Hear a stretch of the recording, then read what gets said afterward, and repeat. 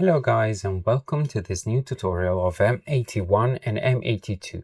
Since many of you asked me for a tutorial on this DSO, here we are. So let's start it. First of all, I would like to thank a dear friend from Portugal, which is João, that gave me the raw files for this tutorial. He managed to capture around 1 hour.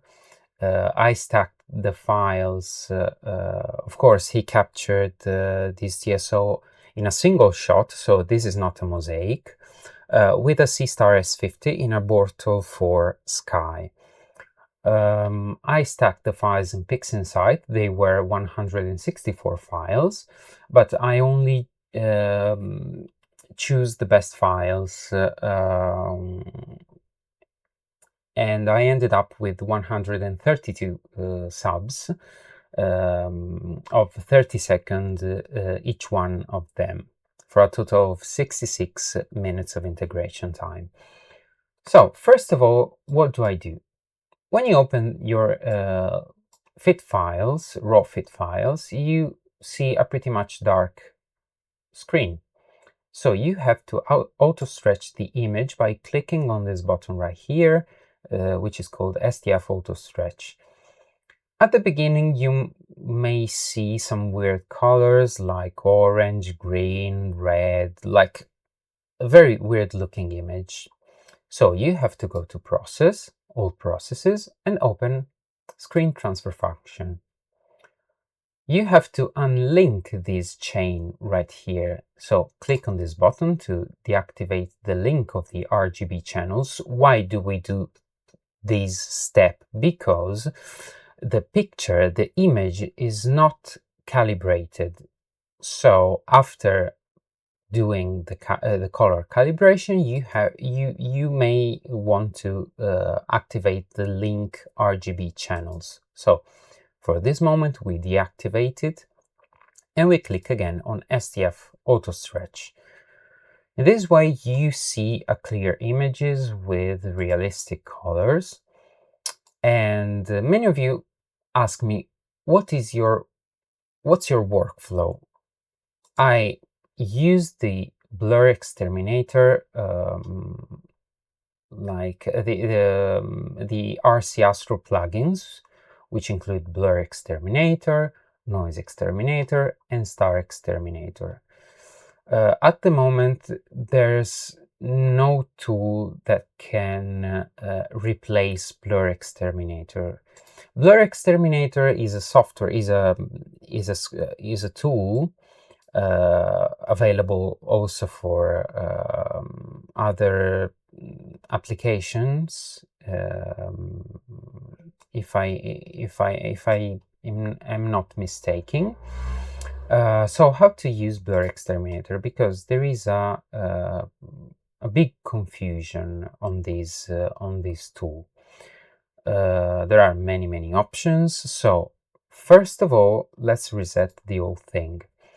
I usually apply BlurXTerminator initially with the correct only option. So enable correct only option, drag and drop the triangle on your image. What does BlurXTerminator in correct only mode does? It corrects the stars. It removes basically the a little bit of atmospheric turbulence, and if you have elongated stars at the corners of your image, here we don't have elongated stars, unfortunately.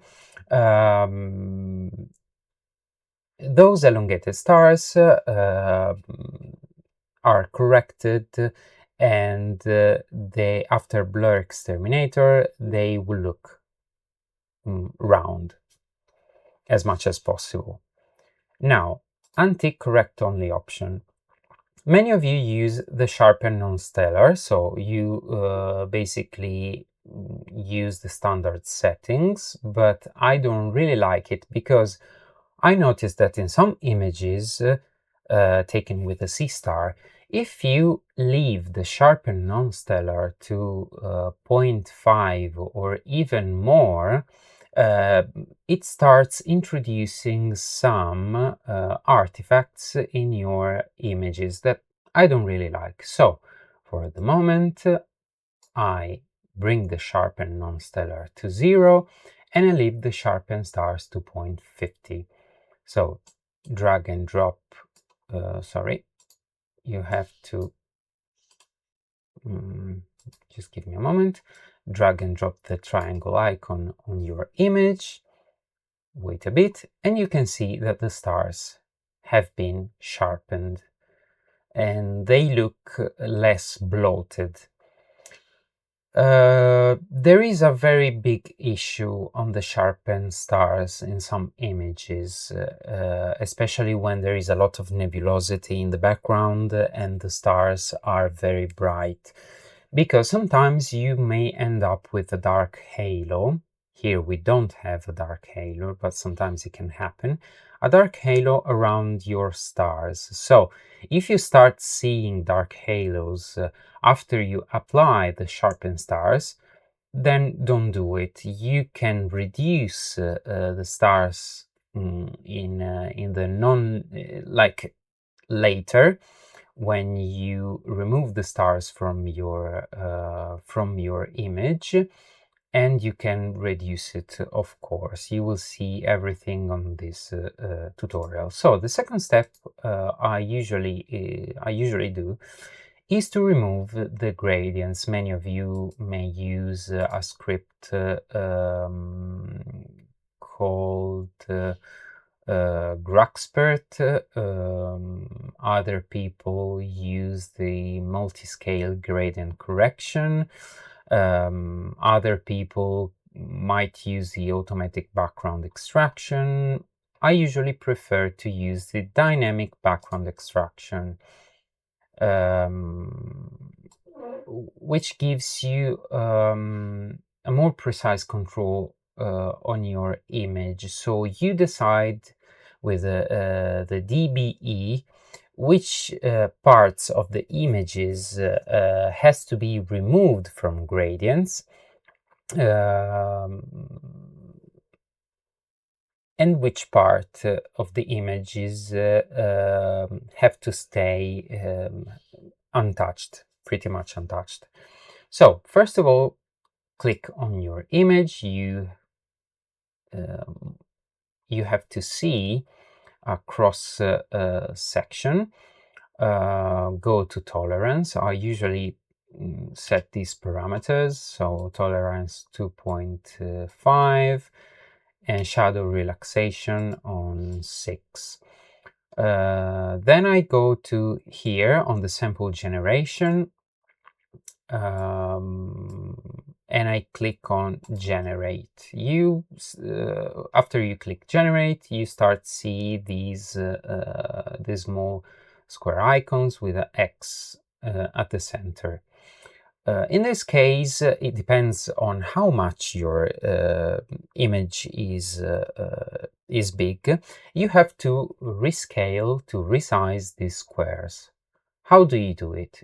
You have to edit this parameter, which is the default sample radius, and you have to play a little bit with this value.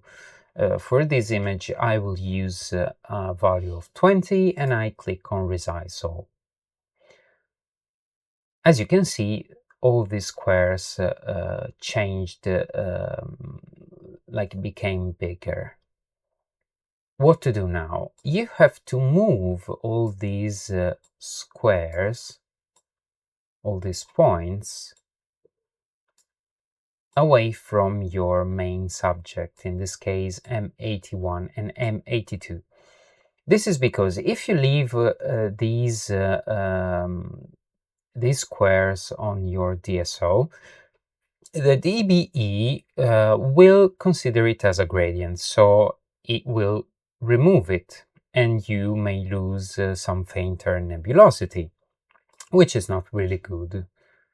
So move these points away or just cancel them. You can click on a point and click on cancel, but I don't know why it's not working.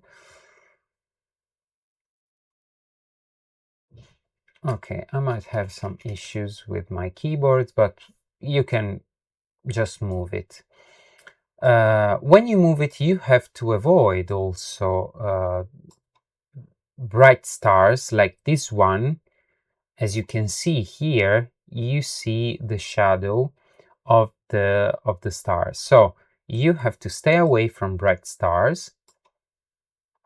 Otherwise, DBE will probably make a mess with your image. Move every square away.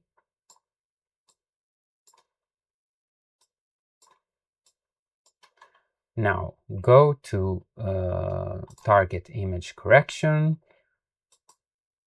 and you can select subtraction or division. You have to see which one is better for your image. I usually select subtraction and then click on and then check the normalize option. Click on the green check icon, and now let's see what gradients this tool removed from our images. As you can see, you see many blotches here on these background removal. So to see it better, you just click on this 24-bit lookup table. And that's it. You can see a very smooth gradient that has been removed. There's a little bit of green, there is a little bit of purple, and so on. So let's go to the image and let's see the difference from the original one. You may close now Dynamic Background Extraction, and you can discard the gradient. So here we have the images. As you can see here, you can notice a little bit yellowish gradient that in this image has been removed. So I will now close this image and work on the DBE one.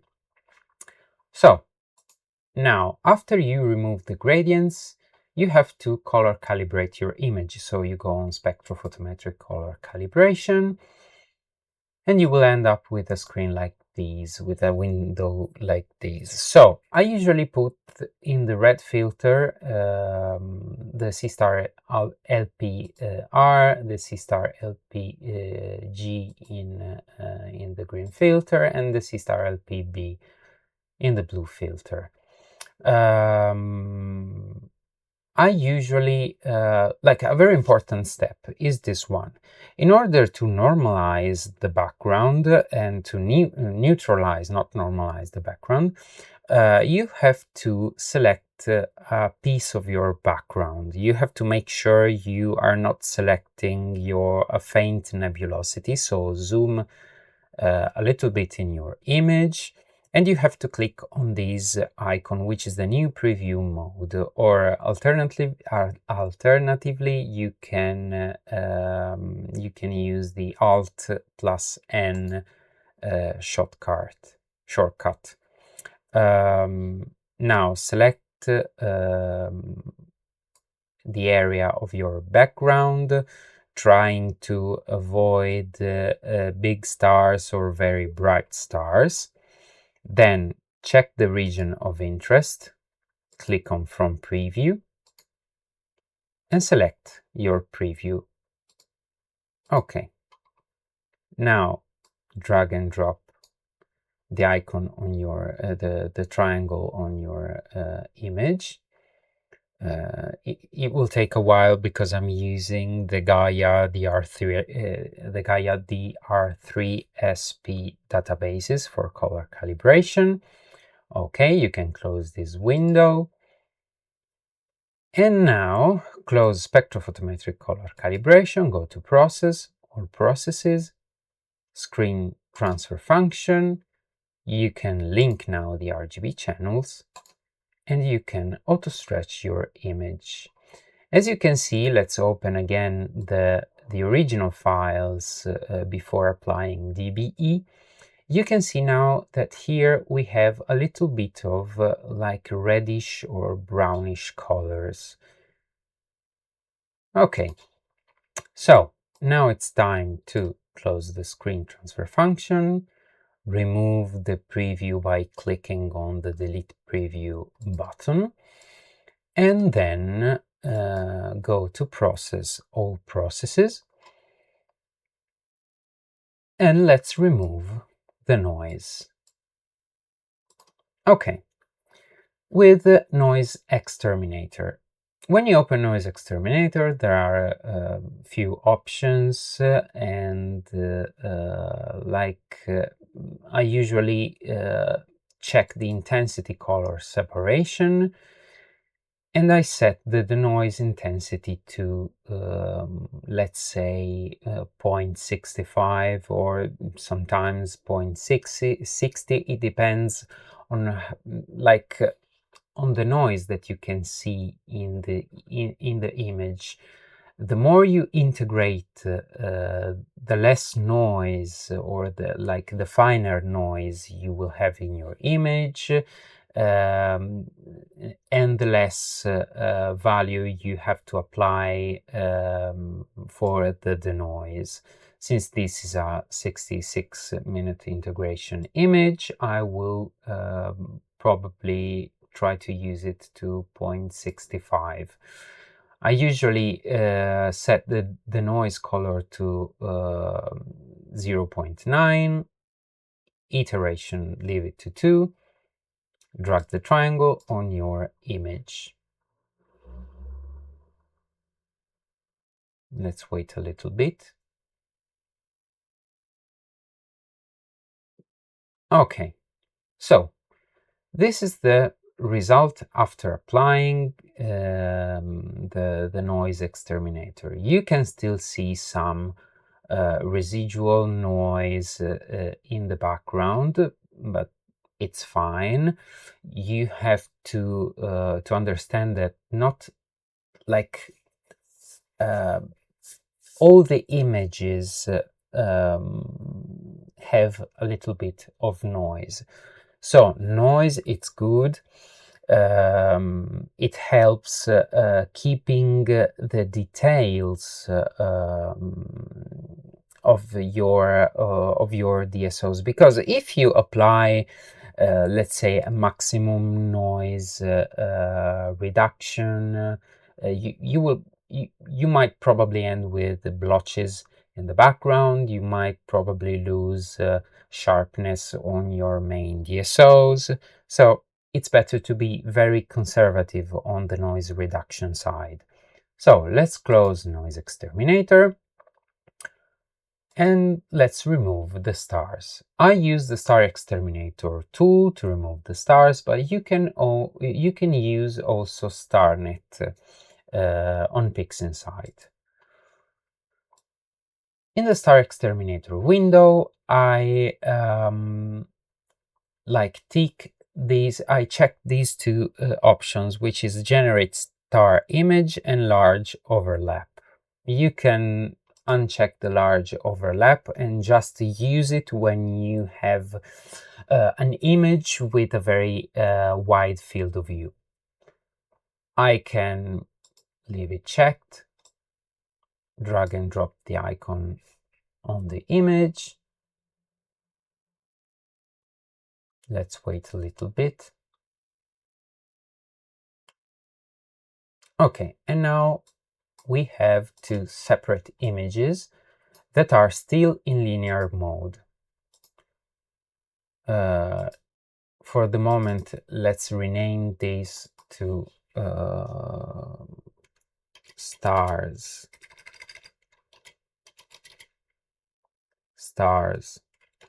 tutorial. Okay, and let's rename this to starless tutorial.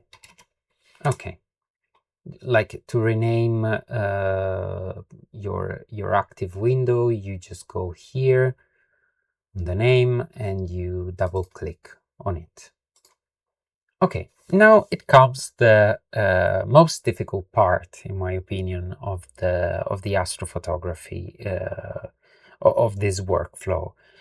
It is a very critical part, because if you do something wrong in this step, you may end up with an image that is very difficult to work with. This step is the stretching step. So the stretching is a procedure that brings your image from the linear state to the non-linear state. Well, what do I use for stretching? There are many options. I can't say that you only use one stretching method for every DSO, because it would be a lie. There are many tools. You have to see which one works best for your image, because I usually use the generalized hyperbolic stretch, but sometimes on some images it doesn't work properly, so I have to find new methods. I have to use different tools for stretching the images, like for example the masked stretch, or like many of you do, the histogram transformation. I don't usually use the histogram transformation because it doesn't give you the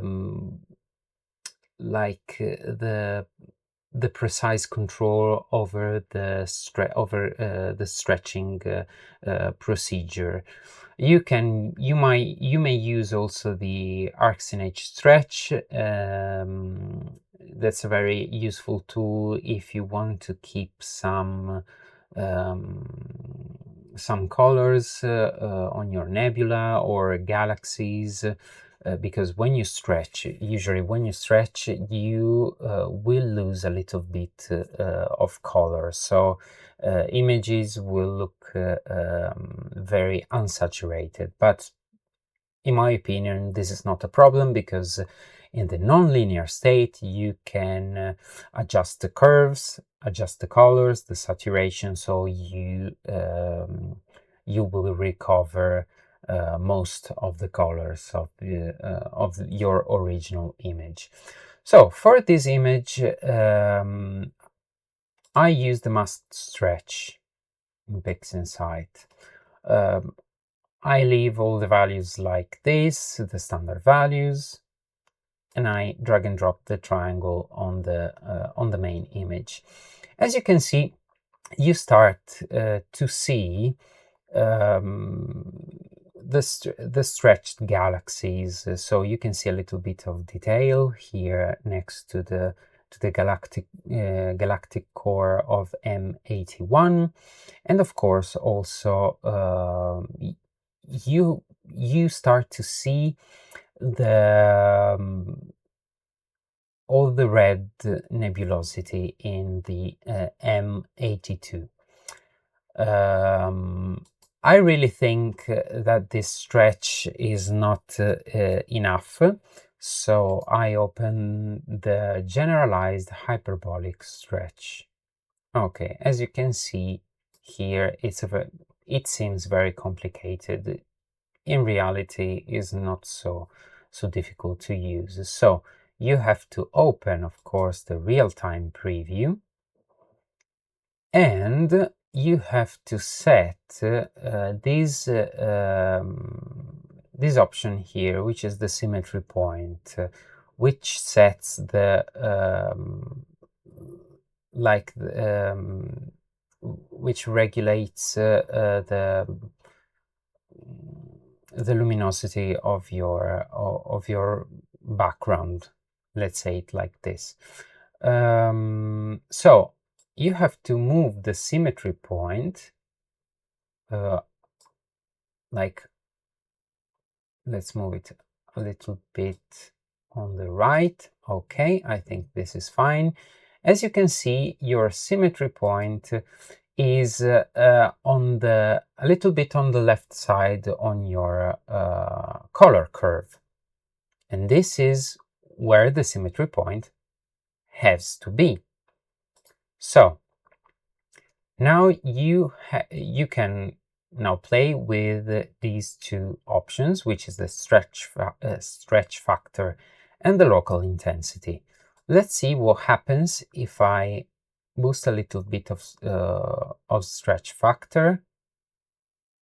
As you can see, if you move it too much on the right, you start seeing very weird artifacts on the background of your images, of your image. So let's say that maybe just a little bit this value should be fine. Yes, as you can see, you gained a little bit of a fainter nebulosity around your galaxy. To see the before and after in the real-time preview window, you just click on this small button right here. You see, this is the before and this is the after. Before and after. With the second option, the local intensity one, you can reduce the light intensity on your galaxies. If you go all over the right, the intensity, the light intensity will become too strong, and you start losing detail in the fainter regions. So let's say that